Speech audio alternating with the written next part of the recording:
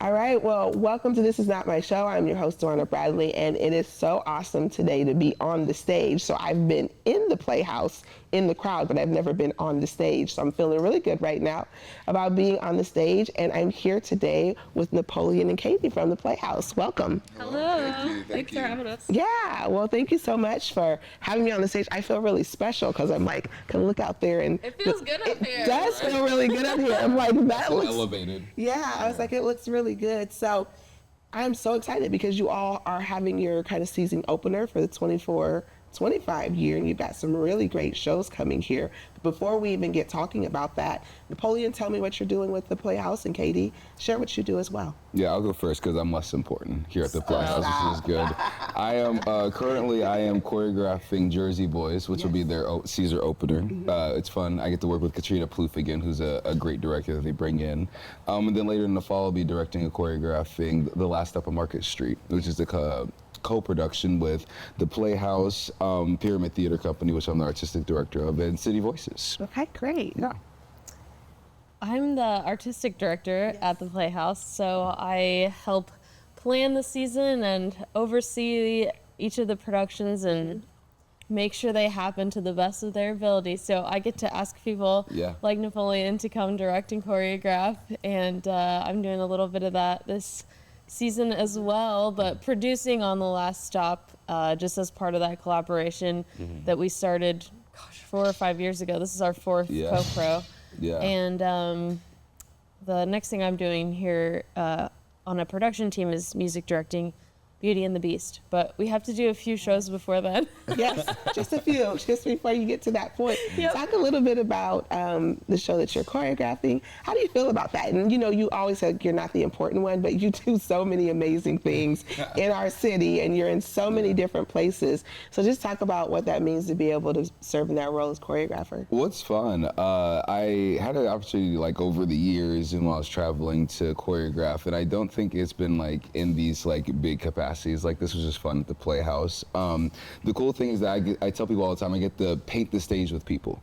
And I not only am I responsible for making the dances and all that, but really have a true collaboration with the director, with the music director, and the other positions on the production team as well, to really make this happen. I mean, I think that's the coolest part, to really understand like all the conversations we have about like, oh, this set. Like sometimes I choreograph something and then Angela, who does basically all the costuming here. She's like, hey, do you have the girls like running crazy? Because I want to have her in 6-inch heels and a pencil skirt. And so like there's constant collaboration going back and forth about all elements of what the actors get to do. So it's been really, really cool. And as a person that hasn't had the opportunity to grace the Playhouse stage as a performer, it's been great to live through other people's dreams of that here in Des Moines. So it's fun. Well, it's so cool because I was sharing with you all before we started about, seeing some of the actors. So I was able to see School of Rock, and then we actually seen the person like, oh, that. And I think that's one of the cool things about the Playhouse is like, these are people that that you see. And so how do you all go about like really getting people and encouraging them to try out for these plays? And do people even know that they're able to do something like that? Sometimes they do, and sometimes they don't. Yeah. But there is a lot of outreach involved in both Pyramid Theater Company and the Playhouse, but we're lucky that we've been around at the Playhouse for over 100 years, so there are a lot of people who know at least of us. Yes. But I'm always surprised too by the conversations I have just out and about with people where I'm like, no, you can do this. You just show up and sing a little bit and we'll figure out where to put you in a show. Yeah. But that's kind of the fun thing about it. We have this sort of marketing campaign of like ordinary people, extraordinary theater, and we're like, yeah, your next door neighbor is a plumber, but he's also playing Jean Valjean this weekend. But it's true. We have an insane talent pool around here, and it's about a lot more than that too. Like the team building and community building within the casts and production teams and stuff is really like the benefit of volunteering or being a part of something here, I think. And I think to your point, it's like about the community. Like Katie and I both have had opportunities to, perform at many places all over the country and stuff. But like being in Des Moines, people care about seeing the people that they know, their neighbors. I love that extraordinary talent kind of idea where it's like, you're right, your next door neighbor could be like this fantastic star at night and then just the nicest, kindest person in the day. And that's really important, I think, to the Des Moines community. It's about just like meeting them where they're at and, and uplifting people that they know. Right. There's someone last night, we were celebrating after the Cloris Awards, big theater event, and there was someone singing like show tune karaoke who had come up to me earlier and said, "Hi, I'm new to town. I went to this thing, but I'm really nervous. I'm gonna sing." She got up and sang this song, and I was like, Really? "We're gonna make her a star." She was just like sick and raw talent, and really? everyone in the room was kind of like, "Oh my gosh, who is this?" Like it's welcoming, and we're excited for new people to join all the time. So then I don't have to have, if I've had no training, to be an actor. I can just, everyday people can show up for auditions. Yeah. About half of our casts in the last season were new to the Playhouse, at least, and a lot of our actors and actresses and performers are having their first theater experience or did theater in high school, and they're adults now, and they're like, "Oh, I just love this show, and I wanted to be a part of it," and they're great. And I think Pyramid does that level of outreach too. Like, yeah, the same thing. It's really about providing the opportunity, for both. And the interesting thing about a smaller company like Pyramid is that we have, we can kind of get a little more creative with our programming because, sometimes we are going into different found spaces and different things. So like producing like concerts or different things like that and not necessarily making it about like, oh, we're doing this huge production and everything. It's like that might overwhelm somebody. It's like, oh, we also have something that might just, you just want to get up and like take some dust of the cobwebs off those vocal folds and like, sing a good song. And I think it's cool to have all of that. But yeah, just really allowing people at whatever level to get on these stages and, do something they love. Yeah, and you brought up Pyramid Theater. Talk a little bit about Pyramid Theater and also the collaboration that's happening with The Last Stop on Market Street and kind of the importance of being able to do that collaboration. Yeah, well, Pyramid Theater Company, we actually 2 days ago celebrated our 9th anniversary here in Des Moines, which is so crazy. And I'm so honored to have newly been officially in the fold. But it's I Was Only Black Theater Company. And so we are here to both produce and uplift the Black stories. Sankofa is a big, our vision essentially, it comes from the Guyana, I'm saying that wrong, so forgive me, but this idea of going back and taking what our ancestors have taught us, taking those stories and those things and kind of really pushing them forward. So over the years, they've really been known for just a smaller summer season where they do a couple of plays, a lot, really church-based and all that, which speaks to our community a lot. There's a lot of where all of our talents have come from, especially in the Black community. And luckily, I've been introduced, not to Katie, and we've known each other for years and have a great time being friends, but in this capacity, I walked into a standing relationship that the Playhouse and Pyramid have had. So over the years, I know they did the piano lesson, and they've done, what was a soldier's play? Yeah, we started Buffalo our Women, yeah. collaboration when Tiffany Johnson was the artistic director, and also another friend.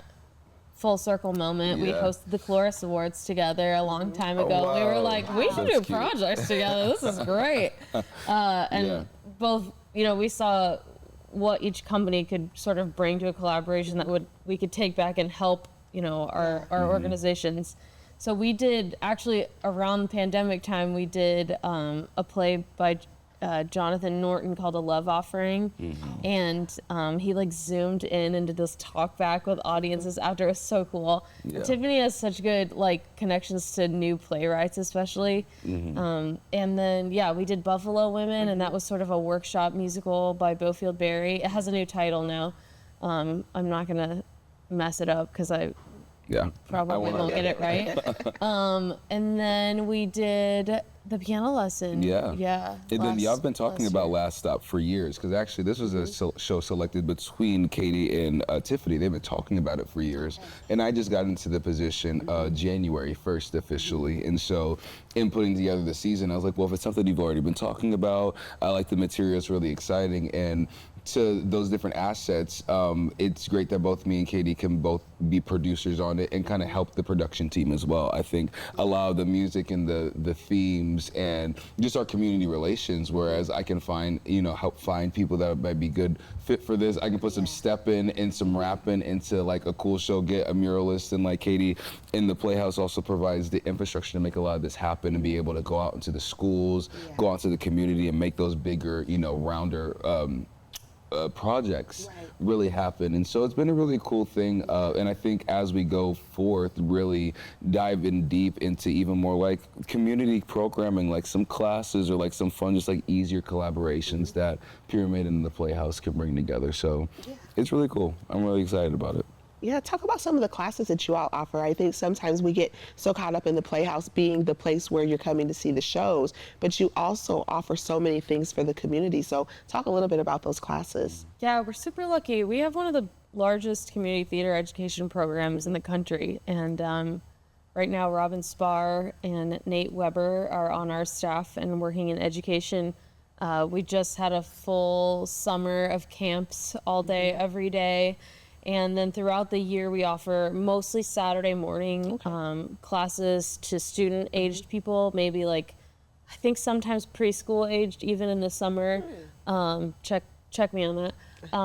And then up through about middle school and spring break camp, winter camps. We're trying to branch more into adult education. We kind of offer those off and on, but we're trying to do something a little bit more consistent based on like the interest we hear from people around the Playhouse who want to take classes.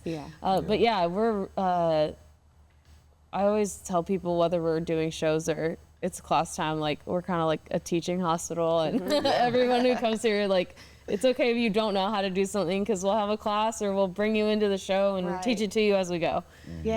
But yeah, I'm really thrilled that we're able to offer so much theater education in our building. Yeah, no, I think that's important. So with so many shows happening, coming up in your new season, this question I don't want to ask, but I'm going to ask because I just want to see what your answer is. What's your favorite ones that you really enjoy? I'm imagining it's probably all of them, right? But do you have some that you're really excited about seeing coming up in this new season? Yeah, so I love that question because I'm not involved on it. So I'm very excited about Last Stop. I think it's a very great collaboration and all this. But if I would be lying if I do not love sitting back in the audience and enjoying Be Our Guest, okay? They're doing Beauty and the Beast. It's going to come out. Kira's going to be. Get your tickets. They're going fast. But it's one of those classics. That is a classic for a reason. It transcends so many different things, and I think there's a lot of different themes and lessons and stuff that's imbued in this campy musical of Beauty and the Beast that has allowed it to transcend so much time. So I'm excited to see what Nick and Katie do with it. Nicholas is on our staff here, and he's directing and just set designing, and I'm gonna do music for it. So Michael Tomlinson's gonna choreograph, and it'll be grand. And I'm gonna be in the audience with this. I'm going to be in the audience. Maybe not like this, but I'll be there. This is it. You can audition. All right. This is my chance to be on the stage. We have a fairly new show, Diary of a Wimpy Kid, the musical, that just became available recently, and so I'm very excited for us to get to try that out for audiences. And then Men on Boats is one of our plays that we're going to do downstairs. It's part of the signature series, more adult aimed shows, and we're going to do it downstairs in the new black box space, and it's 10 women who are telling the story of this like frontiersman expedition through the Grand Canyon for the first time, and it's like contemporary dialogue and super funny, but also totally fascinating because it really happened. And I liked the way the director Kristen Larson kind of framed it as like, I don't know, it's necessarily about like, well, now it's about women, so it's like a feminist play. I don't know, it's just that like, well, it's 2024, so we can tell an older story through a new lens, and that's interesting. Like that's kind of the point of it. So. Yeah. But I don't know, I helped pick the shows, so I like them all. That is my stock answer. Okay, no, that is good. That is great. Or even if I didn't, I wouldn't tell you. Okay, that's why I said, I was like, I don't really want to ask this question because After this interview. Okay, all right. So off the record, we'll talk a little bit more about all of this. But there's so many opportunities here at the Playhouse. So there's volunteering. You all look for volunteers to help. You provide classes as well. There's auditions that take place.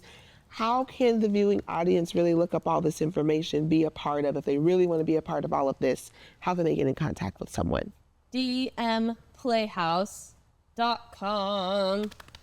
dmplayhouse.com on our website. There's a tab that says volunteer, and it'll describe all the different things you can do. And we also have a fantastic volunteer and production coordinator here, Derek Phelps, who, if you reach out to him, his email's plastered all over the website, but he will get back with you if you want to tour the space just to see the building. He'll set up a time to come in and walk around, and they're super good about making sure